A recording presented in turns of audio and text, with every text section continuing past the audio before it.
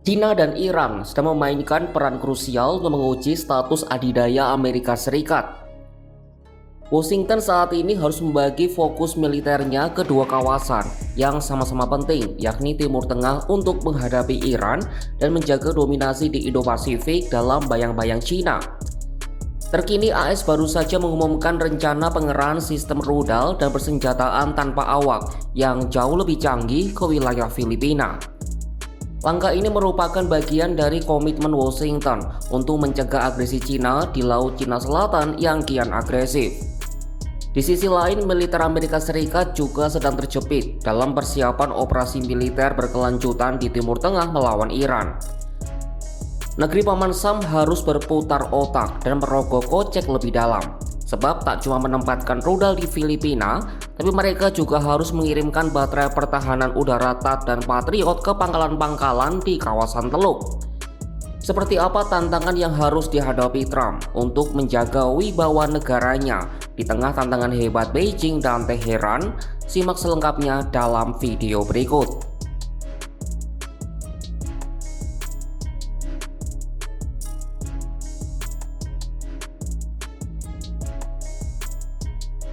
Amerika Serikat saat ini sedang terpecah konsentrasinya di Asia. Mengutip Wall Street Journal, Amerika Serikat berencana mengerahkan sistem rudal yang lebih canggih dan senjata lainnya di Filipina untuk mencegah agresi Beijing di Laut Cina Selatan. Hal ini dijelaskan oleh Departemen Luar Negeri AS pada Selasa 17 Februari 2026. Para pejabat senior dari AS dan Filipina bertemu di Manila minggu ini untuk pembicaraan tahunan tentang aliansi mereka yang didasarkan pada perjanjian pertahanan bersama yang ditangani pada tahun 1951. Pengerahan ini dirancang sebagai pesan peringatan keras kepada Beijing yang terus melakukan aktivitas zona abu-abu dan menghalangi akses maritim Filipina di Laut Cina Selatan. Washington tampaknya ingin memastikan bahwa meskipun Timur Tengah sedang membara, komitmen mereka di Indo-Pasifik tidak akan kendur. Ambisi militer AS di Filipina sebenarnya telah menunjukkan eskalasi yang signifikan sejak tahun 2024. Kala itu, Angkatan Darat AS menempatkan sistem rudal Typhoon di pangkalan mereka di Filipina Utara. Rudal Typhoon punya kemampuan untuk menghantam target di daratan Cina.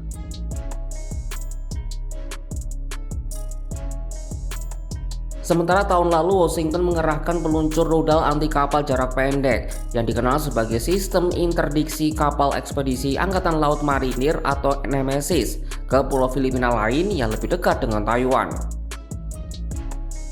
Filipina sejauh ini menjadi bagian sentral dari setiap tindakan AS untuk membela Taiwan jika China memutuskan untuk menyerang atau memblokade pulau yang ingin mandiri itu. Di Timur Tengah, ongkos yang harus dikeluarkan Amerika tak kalah besar.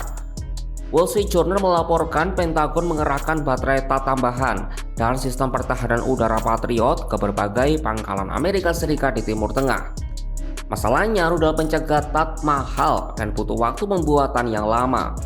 Amerika Serikat dilaporkan hanya memiliki 7 baterai siap pakai, dan unit-unit itu telah kekurangan personel selama setahun terakhir. Panik akan tekanan rudal Iran, Pentagon, dan Lockheed Martin telah menandatangani perjanjian untuk melipat gandakan produksi dari 96 menjadi 400 unit per tahun. Sebab jika AS memutuskan mundur dan tak jadi menyerang Iran, dampaknya bisa berujung malu. Pertama, jika AS tidak menyerang, Teheran akan menyimpulkan bahwa kemampuan militer mereka terlalu perkasa hingga membuat AS ciut dan mundur perlahan. Hal ini akan meningkatkan kepercayaan diri rezim Iran. Kedua, pembatalan penyerangan akan membuat klaim kemenangan diplomatik AS terlihat lemah. Dan ketiga, banyak rakyat Iran yang berharap AS akan bertindak akan merasa kecewa. Sebaliknya, rezim Iran akan menggunakan momen ini sebagai propaganda bahwa Washington secara implisit telah menerima keberadaan dan legitimasi Republik Islam.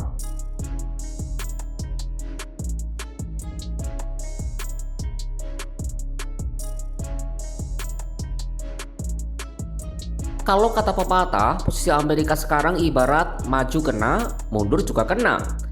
Di bagian sebelumnya kita sudah membahas kerugian yang dapat diterima Amerika jika tidak jadi menyerang Iran. Tapi jika perang terjadi, potensi kerugiannya pun besar. Invasi ke Iran akan sangat berbeda dengan invasi AS ke Irak pada 2003 lalu. Teheran jauh lebih besar, lebih padat penduduknya, dan punya tingkat kohesi internal yang sangat kuat. Serangan terhadap wilayah Iran kemungkinan besar tidak akan meruntuhkan rezim dalam sekejap, tapi justru memicu kampanye militer berkepanjangan yang dapat berlangsung selama berminggu-minggu atau bahkan berbulan-bulan. Laporan dari Channel News Asia mengungkapkan adanya celah-celah strategis yang dapat merugikan AS jika perang pecah.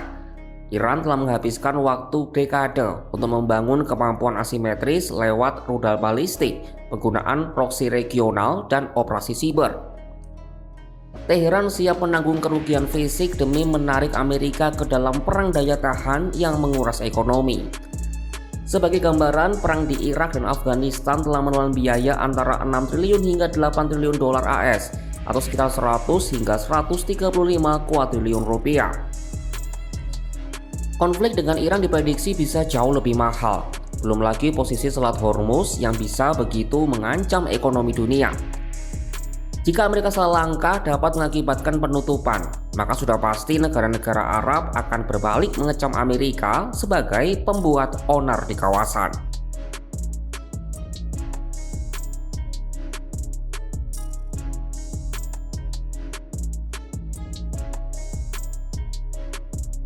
Kekhawatiran terbesar Washington sebenarnya bukan terletak pada Iran itu sendiri, melainkan pada bagaimana China akan memanfaatkan kekacauan tersebut. Analisis dari Foreign Policy menyebut situasi ini sebagai jebakan strategis. Saat AS terikat di Timur Tengah, China bisa leluasa bergerak di Indo-Pasifik tanpa gangguan berarti. Sementara AS menghancurkan infrastruktur militer Iran, China akan masuk sebagai penyelamat ekonomi pasca perang lewat kontrak rekonstruksi dan investasi energi murah. Beijing tidak perlu menembakkan satu peluru pun, mereka hanya perlu menunggu debu mereda untuk mengikat Iran ke dalam orbit ekonominya secara permanen. Secara diplomatik, China juga siap mencuri status penjaga perdamaian dari tangan Amerika dan mempromosikan model keamanan non-intervensionis. Hal itu akan membuat Beijing menarik negara-negara Global South menjauh dari pengaruh Washington. Amerika Serikat kini berada dalam dilema. Mereka harus merogoh kocek dalam untuk memfokuskan kekuatan di Indo-Pasifik melalui pengerahan rudal di Filipina. Di sisi lain, AS juga harus menggenjot produksi rudal pencegat untuk meladeni gertakan Iran di Timur Tengah. Duet strategis Cina-Iran ini berhasil memaksa Washington untuk membagi fokus dan anggarannya, menciptakan resiko kegagalan pencegahan di kedua kawasan tersebut. Tantangan bagi pemerintahan Donald Trump saat ini adalah menghitung biaya peluang dari setiap tindakan militer yang diambil. Mengalahkan Iran secara militer mungkin merupakan kemenangan taktis yang mengesankan. Namun jika hal itu dilakukan dengan mengorbankan dominasi di Pasifik, maka Amerika Serikat secara tidak sadar telah menyerahkan kunci kepemimpinan global kepada China. Saksikan kabar lainnya hanya di kanal YouTube Kompas.com.